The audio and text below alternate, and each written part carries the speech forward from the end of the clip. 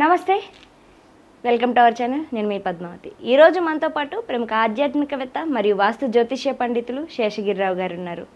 నమస్కారం గురువుగారు. గురువుగారు, మే నెలలో చూసుకున్నట్టయితే మేషరాశి వారికి అసలు మేషరాశి వారికి గోచరం ప్రకారం ఏ విధంగా ఉంటుందంటారు? దాంతోపాటుగా వీరు ఏ విషయాల్లో జాగ్రత్తలు పాటించాలంటారు? తప్పకుండా మేషరాశి వారికి అంటే ముఖ్యంగా చెప్పాలంటే కనుక ఇప్పుడు మనకి మే నెల అనుకోండి. సో ఈ మే నెలలోకి వచ్చేప్పటికి ముఖ్యంగా మే 14 నుంచి మనకి రవి వృషభంలోకి మారటం అనేది ఉంటుంది. తర్వాత మే 14 రాత్రి నుంచి గురుడు మిథునంలోకి మారటం అనేది ఉంటుంది.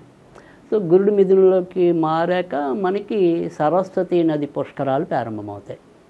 తర్వాత మే 18 మధ్యాహ్నం నుంచి రాహు కేతువు, రాహు ఏమో కుంభంలోకి, కేతు ఏమో సింహంలోకి మార్పు చెందడం అనేది ఉంటుంది. తర్వాత మే 6 నుంచి బుధుడు మేషంలోకి రావటం అనేది ఉంటుంది. సో ఇది ప్రాథమికంగా ఈ నెలలో ఉండే వివిధ గ్రహాల చారం, అంటే కదలిక, పయనం. ఓకే, సో ఇప్పుడు మనం ఏం చేయంటే దాన్ని బట్టి ఇప్పుడు గ్రహాల మధ్యలో మారేవి కొన్ని ఉంటాయి, ముందులోనే మారేవి కొన్ని ఉంటాయి. సో ఓవరాల్గా అసలు ఇప్పుడు మేషరాశి మరి ఎలా ఉండబోతుంది అనేది ఇప్పుడు చెప్పుకుందాం.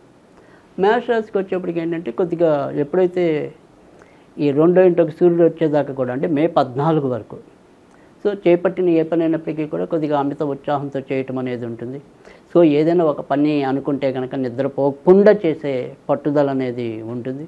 మధ్య మధ్యలో అనారోగ్య సమస్యలు నలుపుతున్నప్పటికీ కూడా వాటిని లెక్క చేయకుండా సో ఇది నేను చెయ్యాలి, ఈ పని నాకు అవ్వాలి అనే ఒక రకమైన పట్టుదలతో ముందుకెళ్ళటం అనేది అయితే ఉంటుంది. అయితే ఎంత పట్టుదలతో ముందుకెళ్తూ ఉన్నప్పటికీ కూడా ఏ పనులు అనుకుంటారో ఆ పనుల్లో సగం మాత్రమే పూర్తవుతాయి వాళ్ళు ఎంత పట్టుదలగా చూపినా.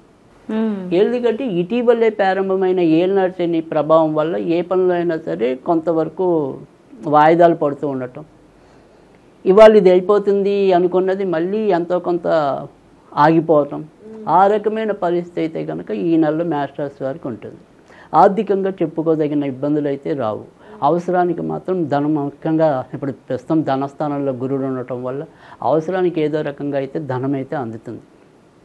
తర్వాత మేషరాశిలో జన్మించిన విద్యార్థులు, సో ఈ విద్యార్థులు మాత్రం ముఖ్యంగా మే 14 తర్వాత నుంచే నెమ్మదిగా కొంత చదువులు బాట పట్టడం అనేది కానీ, తర్వాత మే 14 తర్వాత వీళ్ళు రాసేవి ఏమైనా సరే పరీక్షలు కానీ అలాంటివి ఏమైనా ఉంటే ఇంకొద్దిగా మంచి ఫలితాలు రావడానికి ఉంటుంది.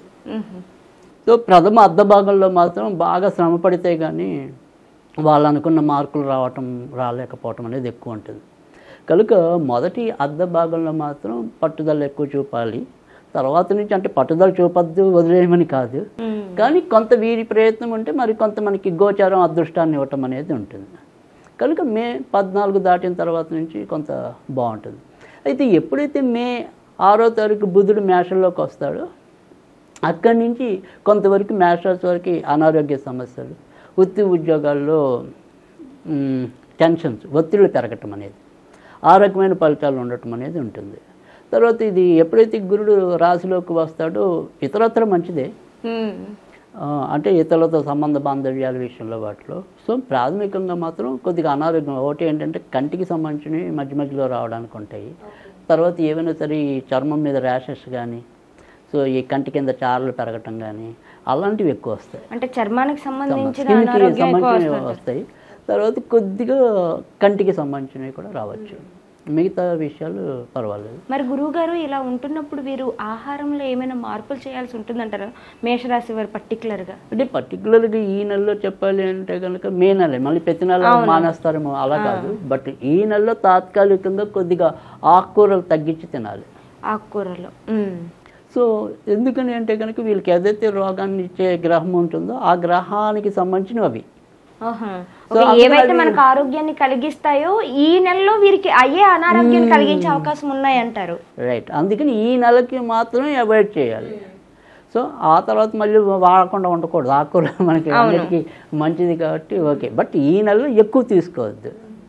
తర్వాత రెండోది వచ్చేప్పటికి ఏంటంటే వీళ్ళకి మెయిన్ ఇందాక మనం ఈ మేష స్టార్టింగ్లోనే మనం చెప్పుకున్నాం, వీళ్ళు ఏ పని అయినా సరే మొత్తానికి వాయిదా వేయకుండా అతి పట్టుదలగా చేయాలని చూస్తారు, కానీ అందులో కొన్ని అవుతాయని చెప్పి. కానీ ఎప్పుడైతే మిగతా మిగిలిపోతాయి, మేష రాశి వాళ్ళకున్న కొంత బలహీనత లేదా బలం ఏంటంటే కనుక వాళ్ళు ఏదైనా ఒకటి అనుకుంటే అది వెంటనే తేలిపోవాలి. సో పెండింగ్ అనేది వాళ్ళకి అంత ఇష్టపడే గుణం కాదు. సో అది మొత్తానికి దానివల్ల నష్టం వచ్చినా సరే లాభం వచ్చినా సరే అది ముందైతే అయిపోవాలి ఆ పని. సో ఎప్పుడైతే ఈ పనులు అవ్వకుండా వీళ్ళని కొంత సతాయిస్తున్నాయో దాని మీద వీళ్ళకి ఆలోచన పెరిగి నిద్ర పట్టకపోవటం, అదే మనకు అనారోగ్యానికి దారితీస్తుంది. సో అందుకని కొంతవరకు ఆ వేళకు నిద్రపోయే గుణాన్ని కొంత పెంచుకోవటం, పనులు అన్నది వాళ్ళు ఏం భయపడగల తర్వాత గోచారం అయితే బాగుంది కాబట్టి తాత్కాలికంగా కొంత ఏదైనా సరే ఏలినాటి శని ప్రభావం వల్ల ఒకరోజు అటు ఇటు అయినా కానీ అవుతుంది. సో అందుకని దానికోసం మరీ విపరీతంగా బుర్రపాటు చేసుకోవాల్సిన అవసరం లేదు. ఆ రకంగా కొంత జాగ్రత్త తీసుకుంటే తప్పకుండా వీళ్ళు ముందుకు వెళ్ళడానికి ఉంటుంది. తర్వాత ఇంకా వ్యాపారస్తులకి కూడా మే 14 తర్వాత నుంచి కొంత ఇంకా ఎక్కువ లాభాలు కలగటం అనేది ఉంటుంది. రాజకీయ రంగంలో ఉన్న వాళ్ళకి మాత్రం ముందు 14 రోజుల్లోనే, అంటే సూర్యుడు ఇప్పుడు ప్రస్తుతం వృశ్చిక రాశిలో ఉన్నాడు కాబట్టి మే 14 లోపు అయితే కనుక రాజకీయ రంగం వాళ్ళకి ఇంకొద్దిగా మంచి ఫలితాలు రావటం అనేది అయితే ఉంటుంది. సో మొత్తం మీద చెప్పాలి అంటే కనుక మరీ ఇబ్బందికరమైన మాసం అయితే కాదు మే నెల.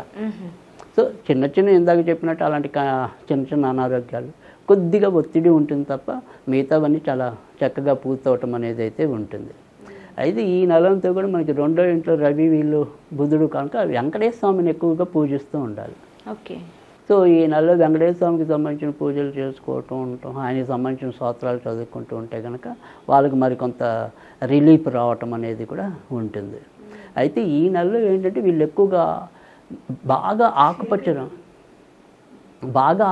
రంగు ఎక్కువ వాడకూడదు, అంటే ముదురు ఆకుపచ్చ. సో ముదురు ఆకుపచ్చ రంగుకి కొంతవరకు దూరంగా ఉండాలి.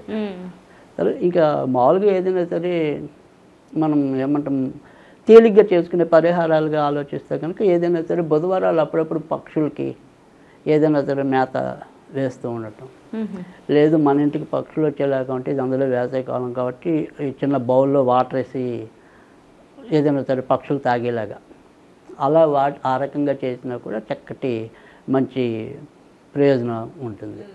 గురువుగారు, వీరికి ఏమైనా నరదృష్టి కానీ లేకుంటే అనుకోని శత్రుత్వం కానీ లేకుంటే బంధుమిత్రు వర్గాల నుంచి కానీ ఏ విధంగా ఉంటుందంటారు అసలు ఈ నెలలో చూసుకున్నట్టయితే? అంటే ఈ నెలలోనే కాదు, ఈ నెలలో ఇప్పుడు ప్రస్తుతం అయితే మే 6 నుంచి బుధుడు ఉంటాడు, కొంతవరకు దానివల్ల కూడా వస్తాయి. కానీ అసలు ఎప్పుడైనా సరే మేష రాశి వాళ్ళకి ఎంతో కొంత ఇతరులతో ఈ సంబంధ బాంధవ్యాలు మధ్యలో చెడుతాయి. సో ఏవో రకంగా వీళ్ళకి కొద్దిగా ముక్కుసూడిగా మాట్లాడే గుణం అనేది ఒకటి. సో అనేయాలనుకుంటే అనేస్తారు. సో ఎప్పుడైతే అంటామో మనం అనిపించుకోవడం ఉంటుంది ఒకసారి. సో ఆ రకంగా కొంత ఈ నోరు జారటం అనేది కొంత తొందరగా ఉంటుంది. దానివల్ల ఈ బంధుమిత్రాదుల్లో మధ్యలో వైరాలు కానీ వీళ్ళని అపార్థం చేసుకునే పరిస్థితులు కానీ అలాంటివి ఉంటాయి. కానీ మళ్ళీ వీళ్ళే సర్దుకోవటం అనేది, తర్వాత మళ్ళీ చొరవ తీసుకుని మళ్ళీ వాళ్ళతో కలిపే ప్రయత్నం చేయటం అనేది ఉంటాయి. కాబట్టి అవి కొంతవరకు తాత్కాలికం అనేదే చెప్పాలి. ఇంకా నరఘోష ఇలాంటివి అంటే కనుక మరి ఇందులో ఏంటంటే ప్రతి నక్షత్రానికి మనం నరఘోష అనేది చెప్పలేం. అంటే అశ్విని నక్షత్రం, భరణి, కృత్తిక అనేవి ఉంటాయి దీంట్లో. సో కాస్త ఎక్కువగా తగిలే నరఘోష ఏదైనా ఉంటే అది భరణి నక్షత్రానికి ఉంటుంది. సో అశ్విని నక్షత్రానికి, కృత్తిక నక్షత్రానికి చాలా తక్కువ స్థాయి అనేది దిష్టి తగలటం కానీ ఇలా నరఘోష కానీ ఇలాంటివి ఏమైనా కానీ. సో భరణికి కొద్దిగా ఎక్కువ ఉంటాయి. సో మిగతా పర్వాలేదు. గురుగారు, అయితే ఓవరాల్గా చూసుకున్నట్టయితే మేషరాశి వారందరికీ కూడా ఏదైనా పరిహారం చేసుకునే విధంగా ఉంటే కనుక ఏ పరిహారం చేసుకుంటే వీరికి మరింత శుభ ఫలితాలు దక్కే అవకాశం ఉంటుంది? అది మనం ఇందాక కూడా చెప్పుకున్నాం. కొద్దిగా పక్షులకి బుధవారాల పూట ఏదైనా సరే వాటికి నీరు వేయటం అనేది చెప్పాం. ఓకే. సో అలా కాకుండా వాళ్ళు ఏదైనా సరే అంటే అప్పుడప్పుడు మనం కొన్ని స్విచ్ వర్డ్స్ చెప్తూ ఉంటాం. అవును. సో అలా ఏదైనా సరే ఈ నెలంతా కూడా ఏదైనా ఒక స్విచ్ వర్డ్లో ఏదైనా అనుకోవడానికి ఏదైనా మంచి ఫలితం రావడానికి ఉన్నంతలో, అంటే ఇప్పుడు ప్రతి ఒక్కరికి ఇలా దేవుళ్ళు ఇవన్నీ అలవాటు లేకపోతే వాళ్ళు కూర్చున్న చోటైనా సరే ఈ స్విచ్ వర్డ్ అనేది చదివేసుకోవచ్చు. సో దానికి అక్కడేమి మిగతా వాటితో సంబంధం లేదు, పరిసరాలతో. సో నాకు ఇక్కడ ఖాళీ అయింది, నేను ఇక్కడ చదివేసుకుంటాను అనుకుంటే కనుక చదివేసుకోవచ్చు. సో అలా ఏదైనా సరే ఈ నెలలో వీళ్ళు ఏదైనా సరే ఒక స్విచ్ వర్డ్గా తీసుకుంటే కనుక ఎమరాల్డే ఎమరాల్డే ఎమరాల్డే. సో ఈ పదాన్ని వాళ్ళు చేతనైనంత సార్లు చదువుతూ ఉంటే సరిపోతుంది. చాలా చక్కగా వివరించారు గురువుగారు. అయితే మేషరాశి వారికి మే నెలలో ఏ విధంగా ఉండబోతుందో పాటుగా ఎటువంటి పరిహారాలు చేసుకోవాలనేది కూడా చాలా చక్కగా ప్రతిదీ కూడా వివరించారు. ధన్యవాదాలు గురువుగారు.